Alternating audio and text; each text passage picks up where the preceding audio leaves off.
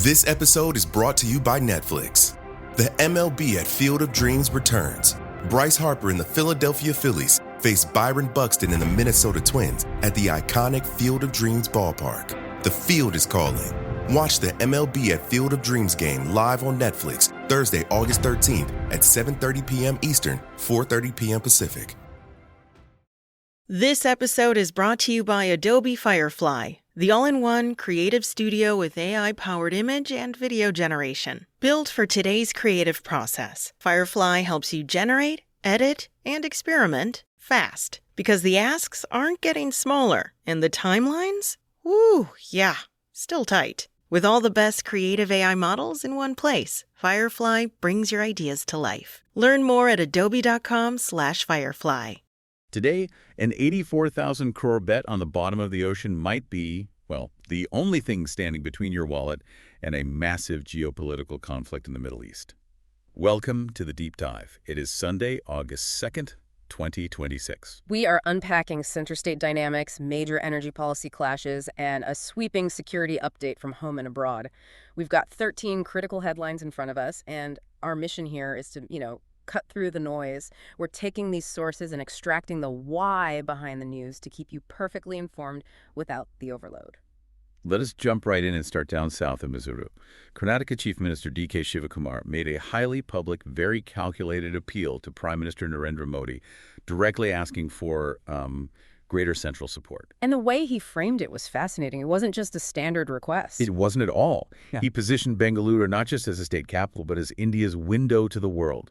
He leaned heavily into history to make this point, specifically nodding to the Maharaja of Mysore, giving, I think it was 300 acres of land to Jamsetji Tata to build the Indian Institute of Science. Oh, wow. Pulling from that far back. Yeah, he was effectively using Karnataka's deep scientific legacy as proof of its ongoing national value. And he concluded the appeal by explicitly asserting that Karnataka stands with the Prime Minister. We really need to look at why this exact framing matters right now. I mean, think of it like a high-performing department in a major corporation approaching the CEO. Right. This department is generating outsized revenue, and they're using that leverage to negotiate a larger operational budget.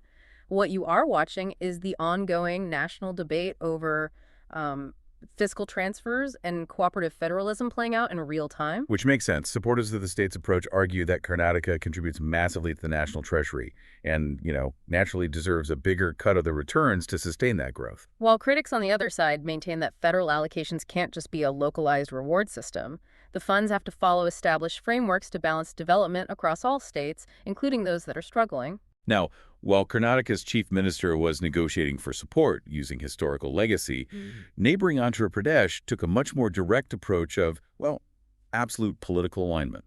A completely different strategy. Andhra Pradesh Chief Minister N. Chandrababu Naidu openly endorsed the Prime Minister at the Bhogapuram Airport inauguration. He didn't just endorse him. Naidu told the crowd that Modi is the only leader capable of making India the #1 nation by 2047. He specifically cited the global transition from the information technology era to the artificial intelligence era. Which is a huge leap to navigate. Right, and his argument is that the Prime Minister's 25-year governance record, from GST reforms to rolling out digital public infrastructure, makes his leadership essential for handling this massive technological shift. We have to analyze the regional political timing here, too. Naidu actually asked for a standing ovation for the Prime Minister from the crowd, and he did this amid recent state-level protests. Yeah, that's quite the contrast. Exactly. This kind of highly public backing serves as a powerful reinforcement of center-state stability for that Viksit Bharat 2047 vision.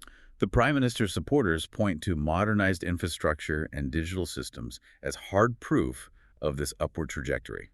Though critics consistently argue that a vision for true national progress must account for lingering economic disparities and, the potential downsides of highly centralized decision-making. That tension between long-term visions of India's future and the immediate stark realities on the ground brings us to a tragic security report from Jammu and Kashmir's Kulgam district. 2 migrant laborers from Chhattisgarh, Deepak Rattray and Bhupendra Baina, were killed at a brick kiln. What makes this exceptionally chilling are the details emerging from the ground.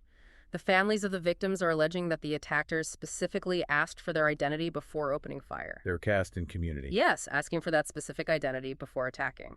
The government has mobilized to assist the families, announcing ex gratia payments and coordinating the immediate repatriation of the bodies. But the broader security implications of this are severe. Congress President Mallikarjun Kharge commented on the attack, describing the highly targeted nature of the killings as the mindset of terrorism. And we need to place this in recent context. This is the first terror strike in Kashmir since the Pahalgam attack back in April 2025. Where similar things happened, right? Yeah, survivors there also alleged that victims were asked about their religion before being attacked. It forces an uncomfortable look at persistent vulnerabilities. Security officials emphasize that ongoing operations are making steady progress in the region. But critics argue that when vulnerable, everyday laborers are repeatedly subjected to targeted, identity-based attacks, it highlights a desperate need for much stronger preventative security measures on the ground. Now, India is trying to secure its borders and citizens in Kashmir, but it is equally vulnerable on the economic front, which is exactly why a massive policy clash over fuel just broke out in the capital. Aam Aadmi Party convener, Arvind Kejriwal, has planned an August 4th march to the Prime Minister's residence to protest the E20 ethanol-blended fuel rollout. Wait, if the government has been pushing this to save money, why the aggressive protest? Because of what is happening under the hood of your car. Kejriwal has three very specific demands. First, consumers must have the choice between pure petrol and E20. Second, E20 must be priced cheaper than pure petrol. And third, petrol prices overall must be brought under 84 rupees per liter. That's a lot of demands for a fuel blend. Well, he is alleging the government is forcibly imposing this blended fuel without sharing crucial safety data, which he claims is leading to widespread vehicle damage. We need to explain the mechanics of that damage. For anyone who isn't a mechanic, ethanol is highly hygroscopic, meaning it actively absorbs water from the air. Right, which sounds bad for an engine. It is. If you put E20, which is 20% ethanol, into an older vehicle that wasn't explicitly manufactured to handle it, that water-ethanol mixture can sit in the engine and literally eat away at the rubber seals, the plastic fuel lines, and the aluminum components. That is exactly the consumer fear Kejriwal is tapping into. He even went a step further, claiming this aggressive rollout is actually tied to a $100 billion U.S. trade deal, noting that the U.S. happens to be the world's largest ethanol producer. But we have to look at the pushback from the BJP here, because they are accusing Kejriwal of spreading outright misinformation. They point out that E20 is an active tool in reducing Delhi's severe air pollution. Plus, Niti Aayog estimates this blending policy could save nearly 1 lakh crore rupees in foreign exchange in its first year alone. It is a fascinating collision of interest. Trade commitments and consumer safety are colliding in a policy that drivers interact with every single day at the pump. And the center didn't let the opposition's pushback go unanswered. They quickly laid out the stark macroeconomic math behind the ethanol policy. The Petroleum Ministry released a vigorous defense. They stated flatly that without the ethanol-blended petrol program, regular petrol would have hit 125 rupees per liter during recent global crude peaks. 125. Wow. Yeah. They detailed the substitution of 316 lakh metric tons of crude oil and confirmed 1.97 lakh crore rupees in forex savings. Which is a massive difference for the average household budget. I mean, think of ethanol blending, like paying for a fixed-rate national energy insurance policy. Oh, so? Well, when global crude prices go completely volatile, like spiking to $135 a barrel, India doesn't panic as much because 20% of your gas tank is filled with domestically priced ethanol. The government frames this as shielding the public from global shocks. That makes sense. Crucially, they noted this results in direct payments to Indian farmers producing the ethanol, rather than sending that money to foreign oil producers. You are forced to weigh this massive macroeconomic stability against the very real public concerns Kejriwal raised regarding transparency and long-term engine compatibility. And this debate over government accountability and transparency isn't just about fuel economics. It has become heavily focused on the youth, leading to a fierce war of words over a recent comment from the top. Prime Minister Modi made a remark on Instagram about having forgiven India's youth following recent protests. That sparked an immediate reaction. Congress leader Jairam Ramesh responded sharply, calling the remark supreme self-obsession. Ramesh outlined a comprehensive list of issues where he says the government owes apologies to the youth instead. He cited the NEET paper leaks, the police action taken against student protesters, and even circled back to the lasting economic impacts of the 2016 demonetization on small businesses and young entrepreneurs. The youth demographic has become the ultimate political battleground, and the framing here is entirely polarized. The opposition is demanding apologies for what they view as systemic institutional failures that are actively harming young people's futures. Meanwhile, government supporters view the Prime Minister's social media outreach as an empathetic, reform-driven approach to connecting with a generation that is navigating massive transitions.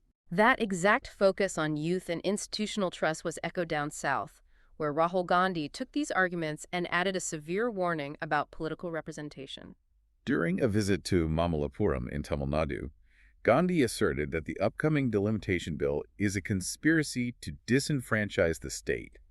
He warned that any party supporting it would be a 21st century Attappan. Which is a very heavy historical reference in Tamil Nadu. Attappan was a notorious traitor who betrayed local rulers to the British. But we need to unpack the mathematical mechanics of why he is using such strong language. Delimitation is the process of redrawing parliamentary constituencies to reflect changes in population.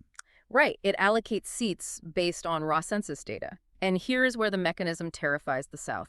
Imagine a state that successfully followed decades of national health directives. They invested in family planning, they stabilized their population growth, and they improved education. Which is what you want a state to do. Exactly. But under a pure population-based delimitation, that state will literally lose parliamentary seats and therefore voting power to northern states whose populations are booming. It mathematically penalizes states for successfully managing their demographics. It asks a deeply difficult structural question. How does a democracy reapportion seats fairly without diluting the political voice of its most compliant states? Gandhi tied this structural fear to immediate concerns, spending time on the trip meeting with the grieving families of NEET aspirants, directly questioning the integrity of an education system plagued by exam disruptions. While the opposition challenges the government's track record on youth and regional representation, the center is simultaneously publicly celebrating the architects of its strategic power. Union Home Minister Amit Shah recently presented the Lokmanya Tilak National Award to National Security Advisor Ajit Doval. It is rare to see the NSA in such a public spotlight. Very rare. Shah praised Doval for completely transforming India's defense capabilities since 2014. He highlighted Doval's early work establishing the Multi-Agency Center and his crucial role in providing the intelligence that solved the 2008 Gujarat serial blasts. That's quite a legacy. Shah actually stated that a golden chapter of Modi's tenure would be reserved specifically for Doval's contributions to national security. Doval used his acceptance speech to send a direct message to the youth, urging them to rise above personal gains for the broader national interest. When you connect this to the wider debate we've been having, supporters see Doval's tenure as an era of unprecedented, strengthened security and highly efficient interagency coordination. But critics, on the other hand, express serious concern about the heavy centralization of national security decision-making and, well, what that means for administrative transparency. This national call for youth responsibility and institutional respect played out in real time online, following a viral controversy involving a very young demonstrator. A 15-year-old girl issued a folded hands video apology for using abusive language against Prime Minister Modi during a Jantar Mantar protest over the NEET exams. And this wasn't just online backlash. The situation escalated quickly into the legal realm. Yes. A 0 FIR was filed against her under the Bharatiya Nyaya Sanhita, with police physically visiting her locked Noida apartment to investigate the charges of insulting the dignity of the Prime Minister's office. We should clarify those terms for a second. A 0 FIR means the police are obligated to register the complaint immediately, regardless of where the alleged crime actually occurred, before transferring it to the proper jurisdiction. And the Bharatiya Nyaya Sanhita, or BNS, is the newly implemented criminal code replacing the IPC. What stands out here is the stark contradiction in approaches. It is staggering. On one hand, you have Prime Minister Modi publicly stating on Instagram that society should guide rather than punish minors, explicitly saying he had forgiven the protesting students and that dragging children to court doesn't solve the problem. Yet, simultaneously, the legal machinery is actively pursuing a criminal FIR and showing up at the door of a 15-year-old. The Congress Party capitalized on this disconnect, arguing again that the Prime Minister is offering forgiveness to a country that is actually demanding an apology from him for the exam irregularities in the first place. Legal action over protests isn't limited to teenage citizens. Lawmakers themselves are now facing the exact same police machinery for their demonstrations. A first information report was registered in Varanasi against leader of opposition Rahul Gandhi, Papu Yadav, and Awadhish Prasad. This was over the skit performed on the parliament premises, right? Correct. The skit symbolized the alleged embezzlement of Ram Temple donations. Seers from a local math in Varanasi filed the complaint, which led to serious charges being filed, including outraging religious feelings and promoting enmity. We are seeing intense friction between political theater and religious sensitivities. The opposition fiercely defends the skit. Leaders like Ajay Rai called the FIR a blatant misuse of government machinery designed specifically to suppress legitimate scrutiny of corruption. On the flip side, the BJP and the Vishva Hindu Parishad maintained that the performance wasn't political critique. They argue it was a deliberate, calculated insult to Sanatana traditions and sacred symbols. It shows exactly how fast parliamentary protests can transition into criminal investigations. Stepping away from the political and legal friction at home, we need to look at a unifying, historic moment that just occurred on the international sporting stage.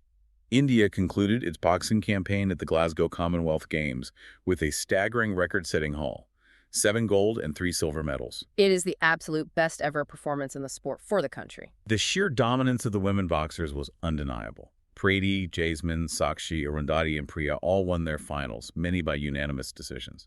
We also saw Sachin Siwaj pull off a dramatic comeback to win gold in his weight class. If you look at this through the lens of return on investment, the talent is clearly there. The recent national push to improve athletic infrastructure and funding is yielding undeniable dividends on the podium. But it raises a critical question for the future. What deeper systemic structural reforms are necessary right now? So this Glasgow result isn't just an isolated peak, but becomes the permanent, reliable new baseline for Indian athletics on the global stage.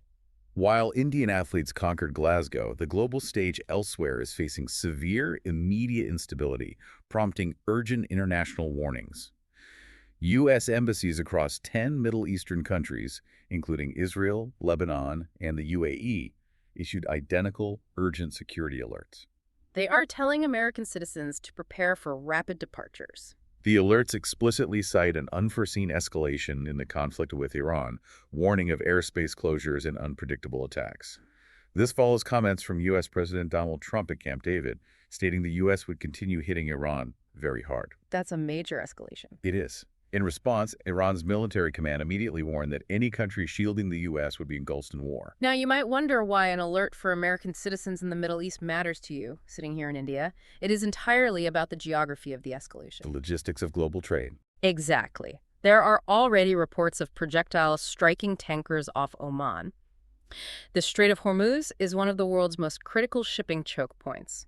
If shipping traffic there continues to drop or gets blockaded, maritime insurance skyrockets. Which hits everything. The resulting global oil shock will hit every single sector of the economy.